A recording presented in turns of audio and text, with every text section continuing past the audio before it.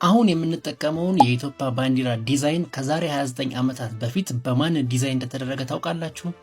ካላወቃችሁት አርቲስት መስፍን ሀብተማርያም ይባላል። በሙያው ሰዓሊ፣ ቀራጺና ገጣሚ ሲሆን በአንድ ወቅት በ1980ዎቹ መጨረሻ አካባቢ መንግስት ያወጣውን ጥሪ ተከትሎ ለሀገሪቱ ባንዲራ አርማ የሚሆኑ ዲዛይኖችን እንዲያቀርቡ ለሰዓሊዎች ጥሪ ሲቀርብ ሰዓሊ መስፍን ሀብተማርያም ወደ 3 የሚጠቁ ዲዛይኖችን ያስገባ ሲሆን ከነዚህ ከ3 ዲዛይኖች ውስጥ ሁለቱ አንደኛና ሁለተኛ ወጣውለት አንደኛው ወጣው ዲዛይን ይሄ አሁን ያለው ኮከቡ ምልክት አሸናፊ ይሆናል።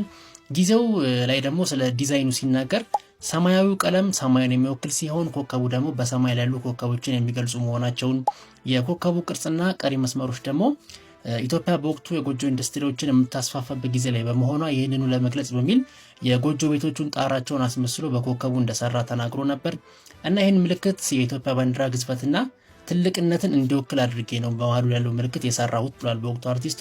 10 ጫፍ አለው፣ ከ10ም በላይ ጫፍ ሊኖረው ይችላል።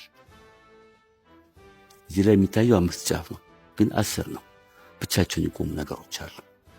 እኛን ነገሮች ነው ወደ ጨረር የለወጣቸው መስፍን የሰጠኝ እና ከጎጆ ኢንዱስትሪ ጋር የተያያዘ ማብራሪያ ነው ጽፎ ያቀረበው።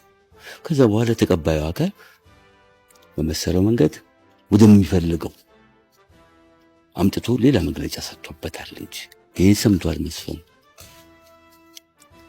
እንቸገረኝ ማለት።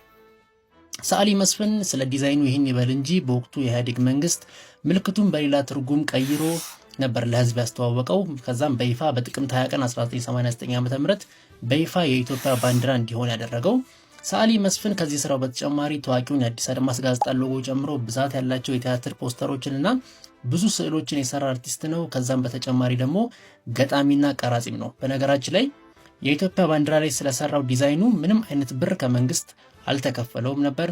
ታዲያ ይሄ ዘርፈ ብዙ የጥበብ ሰው የዛሬ 25 ዓመት አካባቢ ነበር በጥቅምት 7 1993 ዓ.ም በህመም ህይወቱ ያለፈችው።